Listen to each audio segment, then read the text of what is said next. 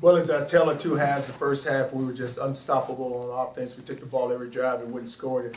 Defensively, we were able to make plays. They ended up scoring one touchdown. But if I look at this game, and I know this, the reason why we won this football game is because of our fans. And it was just the excitement and the energy that they brought into that stadium. And they made it hard for them to make their checks at the line of scrimmage. And this was an offense that we knew that they were an up-tempo offense. They wanted to make their checks at the line of scrimmage, but the noise and our fans were the reason why. And then at the end of the game, when we had to go make a play, we made that play. And we were able to go and somehow go get us a victory. I don't know how. I mean, you're sitting there, it's like, wow, what is happening here? But, you know, that's what happens in the game of college football. You know, so you get a big lead, and we're not mature enough yet to go out there and play well. And I told them at halftime, if we're a mature football team, we will not lose our focus. We will go out and we'll go finish this game. And it's just so hard. We had a big of a lead, and we have a young football team the way we do, and so we just didn't go out there and finish the game. Charlie, can you take us through that last defensive huddle there before that fourth down play, and then the play that Johnson made? I don't know how good of a look you got at it. Well, what had happened was it was a timeout call, so it's fourth down, and we had what we call a thief coverage, which is the outside receiver who Drew Johnson was covering. He's singled up, and we doubled everyone else. And the key was double the tight end Hepburn, because he had been catching a lot of balls in the red zone had been going to him. So we wanted to make sure he was doubled and make sure the back didn't leak out. So we had a backer on the back. But Drew ended up, you know, they ran their crossing route, which we thought in the back of the end zone, he's able to pull it out. Charlie, in the last 20 minutes or so, you had scored, I think, 27-3. What were you telling your players during that stretch? Were you trying to rekindle what they had in the first half? Yeah, and that's what you try to do, is like, let's get back focused. But when you're up that, when you allow a team to come back and score that many points, it's just defensively you got to get a turnover or you got to get a sack. You have to make a play on defense, and we didn't do it. We did not make a play on defense, and so now if a team was able to just take advantage of it, it's kind of like the first half their defense couldn't stop our offense, and like the second half our defense couldn't stop theirs. Was there any, do you think that the defense got one down any by that hurry-up offense, Charlie? I mean, the players had thought going in that was a concern for them. No, because you watch us in the first half, we were able to get off the field, and I don't know what they were on third down, maybe 50%, but still, we had enough where we could have went out and stopped them. But if you watch the plays were long plays, you watch the wheel route in the first half was, 50 yards, and then I think the last touchdown, the guy increased us for about 50 yards. So those were chunk yardage plays that you have to go make a play. It seemed like the defensive line, you guys did a better job of like rotating guys in and out, like when the ball would be like on the far sideline, you'd have a chance to hit guys in and stuff. Was that something that you guys pretty much just, from the first two games of seeing no huddle, you figured that you could sneak those in? Well, we're just trying to get rotation, trying to get pressure from somewhere, and just try to keep a fresh group of guys on the field. But we still weren't able to get the pressure, even though we kept rotating the guys. And we were just trying to find just the right mix of guys. One time we had B.J. Butler in nose, and we were just trying to find that mix, and we could never get that mix. You said on Monday you were going to find out how good your team was. What did you find out about them today? Well, we played pretty good the first half. Well, you know what? We won the football game, and that was a good North Carolina team. And so you just look at our team. We're still a young football team. We still know we still have to mature, but still at the end of the day, we won the game.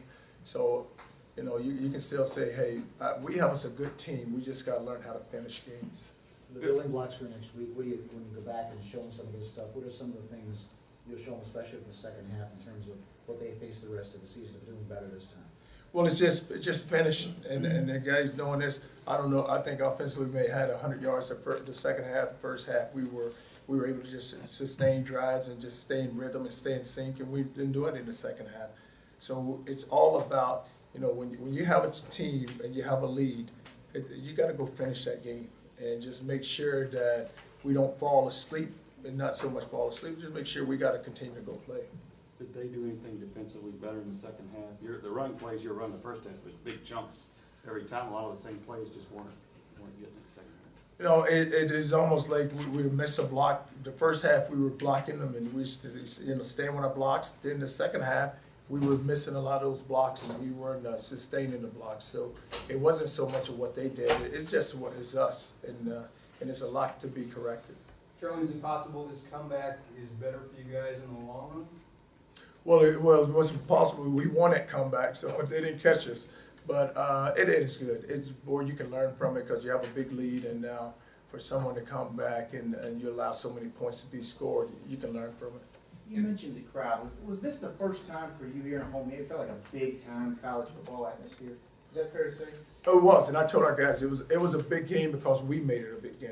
I mean, our football program, because of what they've done, and I told our seniors that that's what you signed on for. When you came here, you want to be in a big-time game. Now you have seniors, juniors, sophomore, and freshmen. This is a big-time game. This is a big-time atmosphere for us, and our fans were the one who provided that energy for us because when we walked out there, it was there. I mean, you could feel the energy, you could feel the excitement. When a team loses intensity, how difficult is it to get it back, and did you get it back? Well, it's not so much they lost intensity. It's just you get out there, and it's all about your focus and just going to finish a game. And the first, like I said, you open up the third quarter, you drive the ball to get stopped on 4th and 1, then they get a big play there for a big touchdown. So it's all about us maintaining and us making sure that we can stay focused with our players. And the coaches got to keep coaching also. You know, as a coaching staff, that's when you really got to keep coaching. Because when you have a big lead as a coaching staff, that's when you really got to lock down, say, guys, keep going. You know what I mean? We can't get relaxed. When you have a big lead like that, I mean, you don't want to, I guess, keep throwing the ball every down or something like that, but do you worry about getting too conservative, or do you look at yourself, second guess yourself at all when these things happen? Well, it does, because a lot of times you like to run the ball and just keep running the clock and get the clock ran out. And then, you know, when they do throw the ball, but when you get backed up, now you have to make a throw. So now can we go make that throw? And then they were able to get pressure. I think they got 2 sacks on us. One time we had Jeremy open, and then we threw the ball out there. Probably would have been a big first down, and that's when he slipped down on the one to the outside. But still, we just got to continue to run our offense. Miller's injury, you know, I don't know anything about it yet, but I know I don't know what the thinking is down there. Do you take a knee? Do you run a play or two? How do you? When Miller went down, Yeah. we did. We just took a knee. After that? Yeah, because the clock was going to run out. So I looked at it, I said, guys, they can't. The clock's going to run out. It's 48 seconds left, guys. We still have 25 seconds. Let the clock run down, take a knee, the ball game's over. Charlie, can you talk about some of the special teams play?